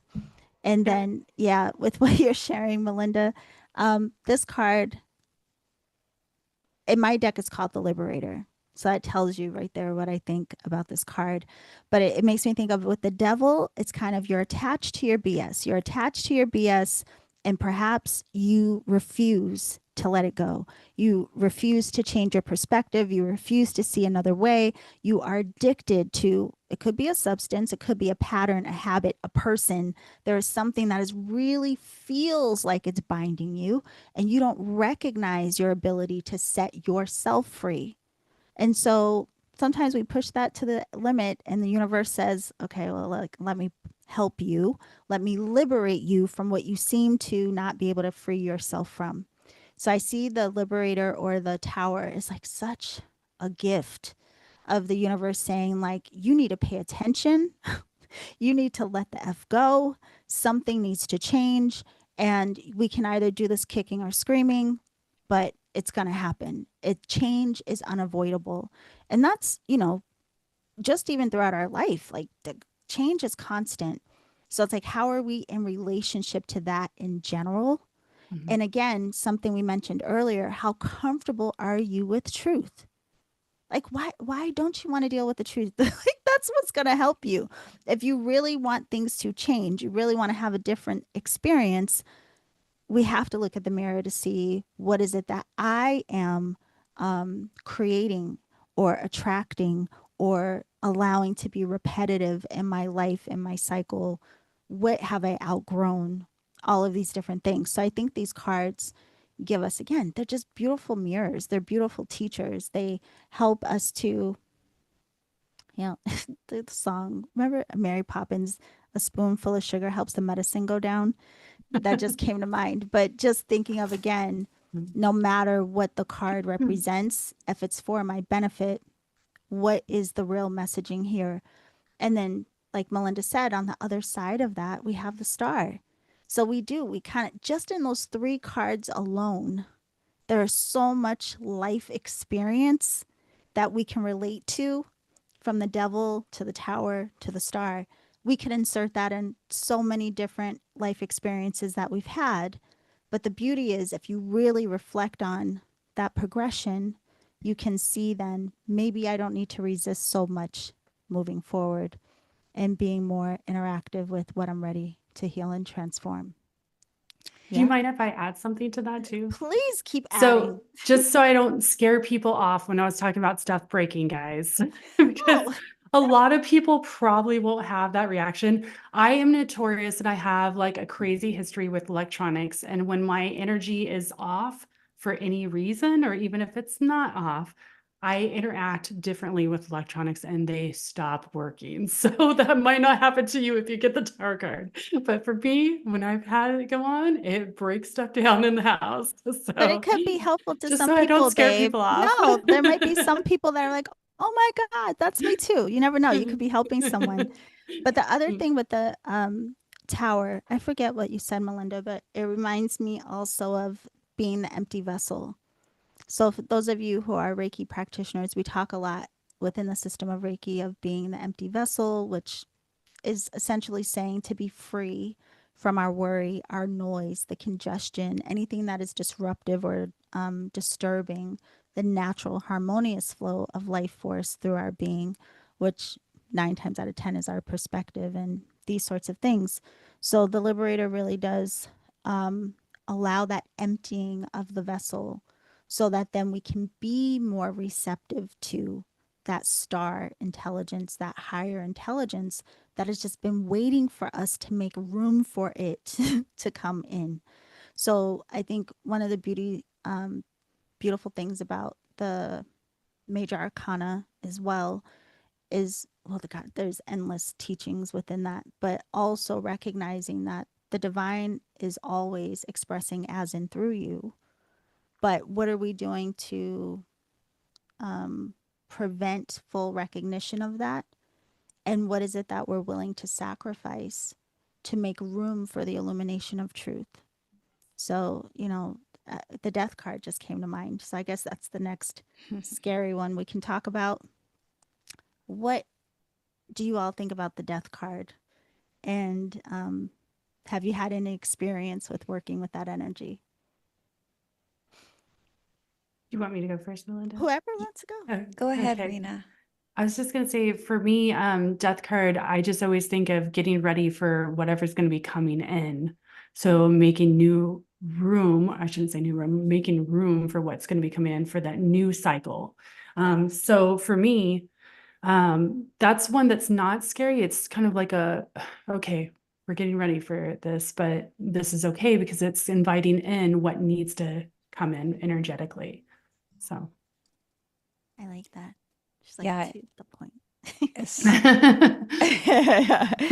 I'm glad you see that that way too. I'm like looking for him right now. But like, yeah, it's like the nights, it's another night which they bring gifts, Um, although it's odd, skeleton coming in with the little red feather, which harkens back to the fool. Um, and it's just part of change. Life change is what it means. It's like energy is going to shift and change. There's a transformation that's coming. And the other figures in the card are kind of showing all these different ways that change can be received. You might be in resistance to it. You might be seeing it with a sacred eye. You might be just, nope, not going to happen. Just, there's so I'm like seeing in my mind's eye all the figures in the card and how they're kind of responding to what's coming. Because it's, again, like you just said, Yolanda, it's change is inevitable. Like it's what life is, from how we were first little one cell and dividing and dividing and dividing. It's constant, constant growth and constant transformation. So it's just yeah, again, another opportunity card, another way, but it's important to, again, trust and then direct, you know, without over controlling. I mean, direct in the sense of seeing that change is coming, or you've been through a change and then you have power to, you know, co-create with the path that's emerging. On the other side, there's that the dawn is breaking over, across the water. And so new opportunity is there. You can't know what it is exactly all the time. Everybody wants to know what's coming exactly and control. You can't. There is a period sometimes where it's just like, gotta just trust and be open and just stay, and then something for your highest good will come in. Yeah. Yeah, that's the way I'm No. seeing it. No, it's a good message. It's funny listening to what this discussion is. It just comes to mind again of how much richness and how many teachings are available within each card. Like one card has a tremendous amount of inspiration and reflection and opportunity to help us with what it's like just being a human and working through whatever cycle we're in at any given time. But yeah, the death card in the Rider-Waite-Smith deck, it's interesting to me to see all the different characters from, the child to the maiden to the king. And it's, that that knowing that it affects all of us. It's coming for all of us physically and just in the regeneration of our maturing.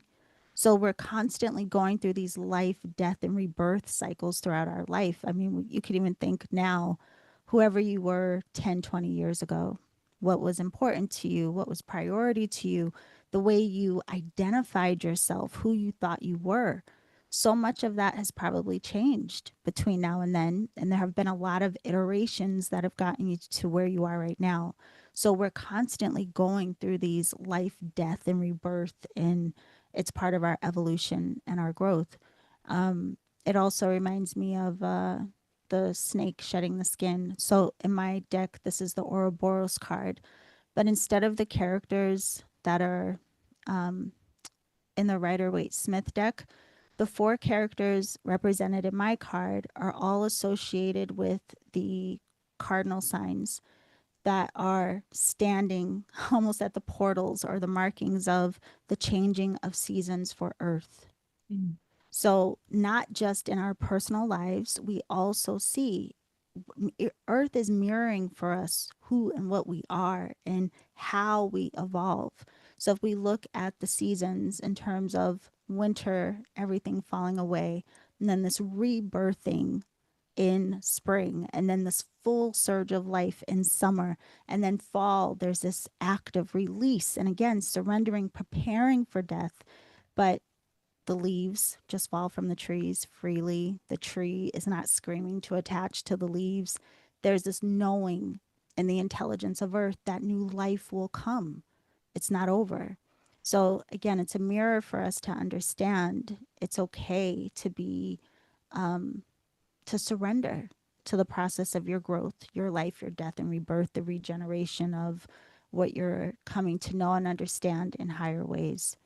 So that reminds me too with this card of how many times we always talk about, oh, I thought I understood this one thing. It could be Reiki, say, right? Like, oh, I thought I understood Reiki this way.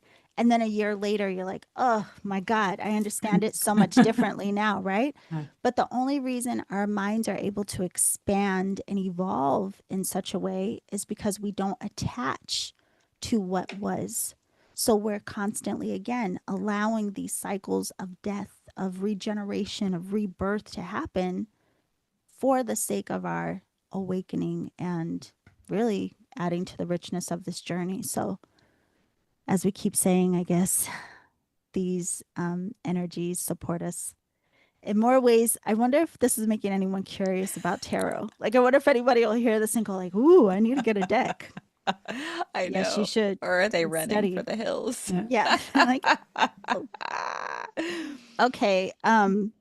Also that just reminded me as well is I think that Melinda has a show coming up on her podcast on Awakening Airwaves about birth, and she'll be Yes. talking with her friend that's a doula. So Yes.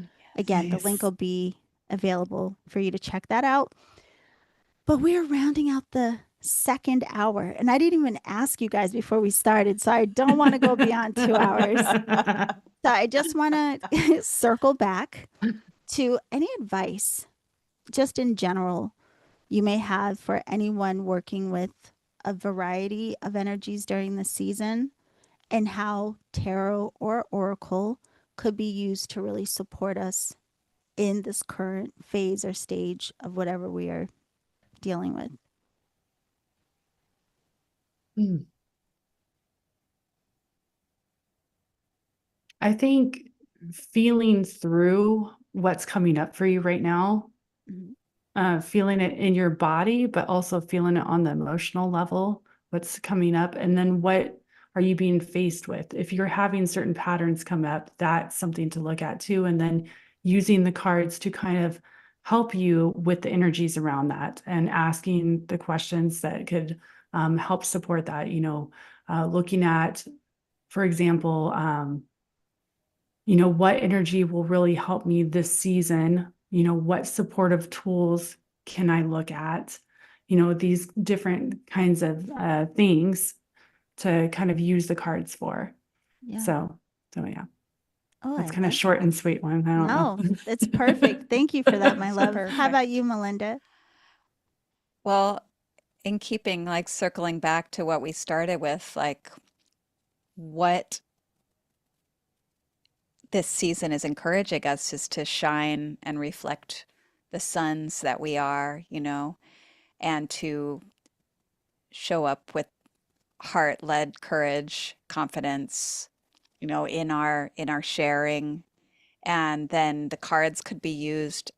I mean,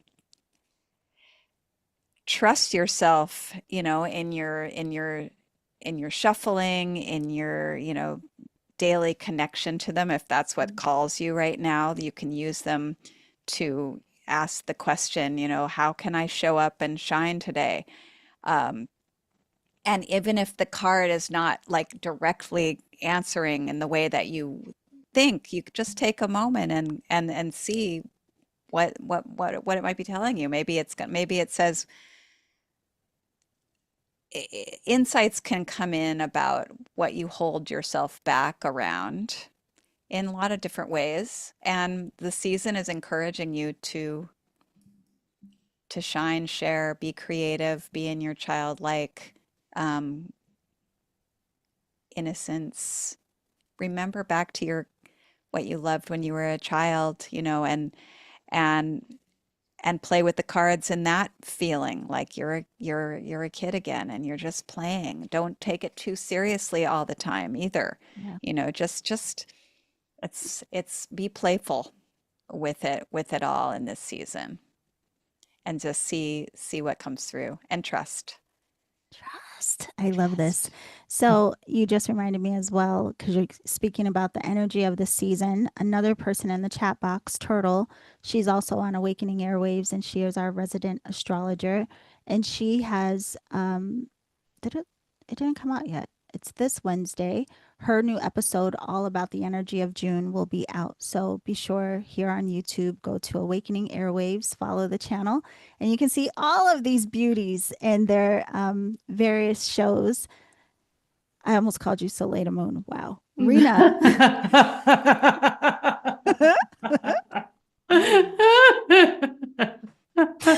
Oh my gosh. So Rena has a show too, and she actually tackles a variety of things within the realm of energy healing and energetic alchemy.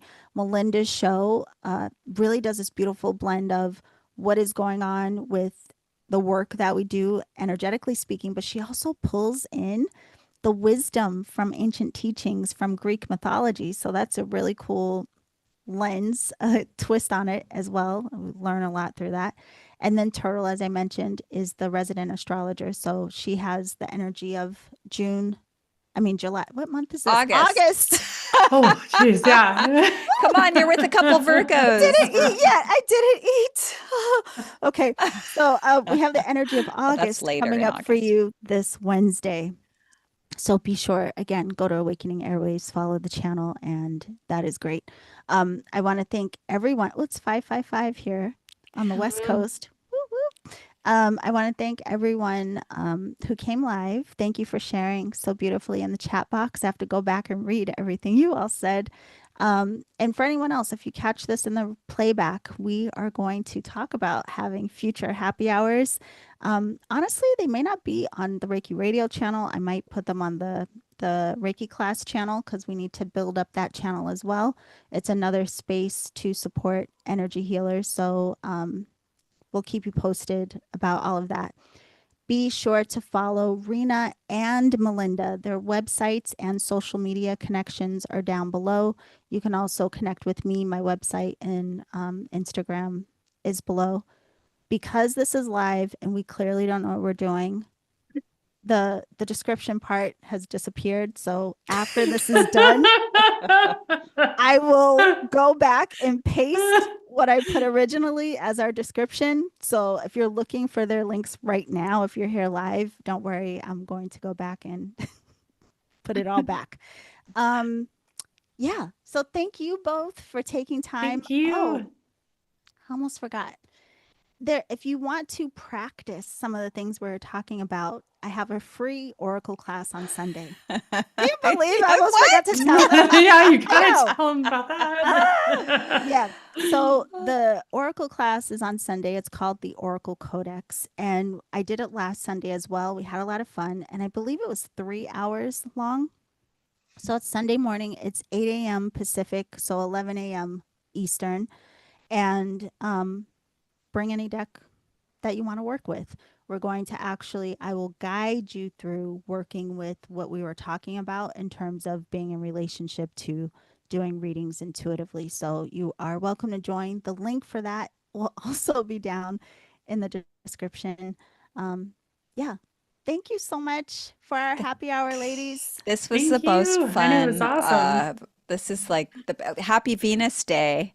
And happy first of, I mean, there's so many, it's an exciting day Happy on so many llamas. levels. Yeah.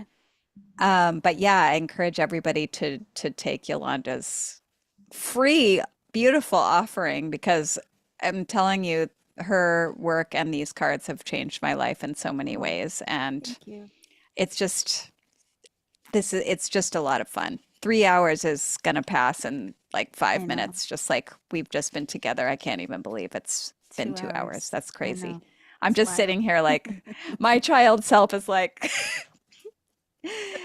I mean, No, this last is, night in the alchemy circle, I was joking. I was like, if we could just put on our pajamas, we could really just stay with each other all night. Like we need to have a weekend in a cabin, just no Yes. time. Like, oh, Yeah. because the stuff it's so much fun to actually implement, experiment, and play. And the information is good, but the practice is better. So Yeah.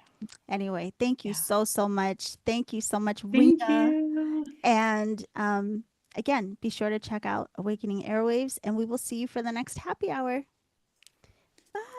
Bye, everyone. Okay, you guys don't leave me.